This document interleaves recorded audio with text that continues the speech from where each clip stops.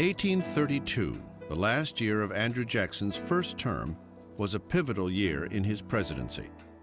After fighting petticoats, Indians, and secessionists, he suddenly faced his most daunting enemy, the Bank of the United States.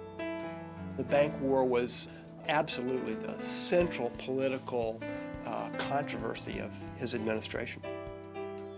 The Bank War began in the summer of 1832, when Congress, led by Henry Clay, renewed the bank's charter, even though it wasn't due to expire until 1836.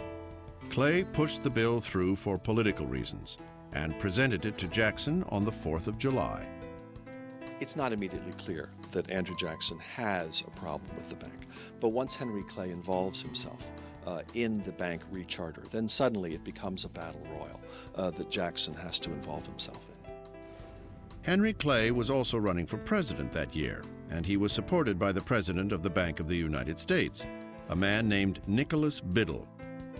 Both Clay and Biddle believed they could force Jackson to sign the bank bill. If he didn't, Clay would crush his bid for re-election. But the old general outflanked them. He's told that there is a cabal between Biddle and Henry Clay, and once Jackson thinks of the bank in those terms, then this is something that absolutely has to be vanquished in his mind. It becomes, in his term, the hydra-headed monster. He said to Van Buren, the bank is trying to kill me, but I will kill it. Typical of Jackson, he personified the bank fight by waging war against one man, Nicholas Biddle. Jackson saw Biddle not only as his own personal enemy, but the enemy of the people. The United States of America wasn't big enough for both Andrew Jackson and Nicholas Biddle. Jackson vetoed the bank bill, returning it with a simple yet powerful note in which he stated, "The bill to continue the Bank of the United States was presented to me on the 4th of July.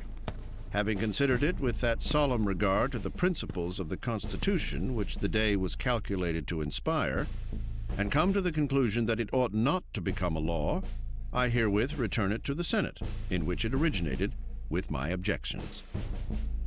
Nicholas Biddle called Jackson's veto a manifesto of anarchy. Jackson called it his mandate for re-election. Jackson saw this as an opportunity to strike out for the power of the ordinary citizen by smashing what he called the monster bank.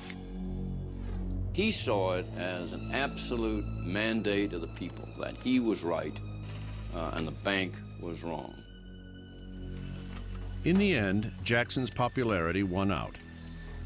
He crushed Clay in a landslide, then immediately moved on his mandate to close Biddle's bank.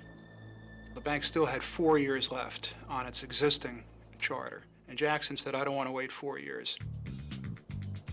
In the summer of 1833, while Congress was in recess, Jackson ordered his Treasury Secretary to redirect federal deposits from the Bank of the United States to various state banks.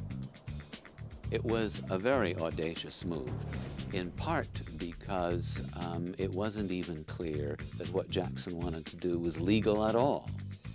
His first Secretary of the Treasury wouldn't do it. He replaced him. The second Secretary of the Treasury wouldn't do it either. He fired him. So he went through 3 Secretaries of the Treasury before he installed one who would withdraw the money the way he was told. And when that was done, Jackson's enemies absolutely went ballistic. When Congress returned and found out what Jackson had done, they censured him for his actions. The first and only president to be censured. By 1836, the Bank of the United States was dead.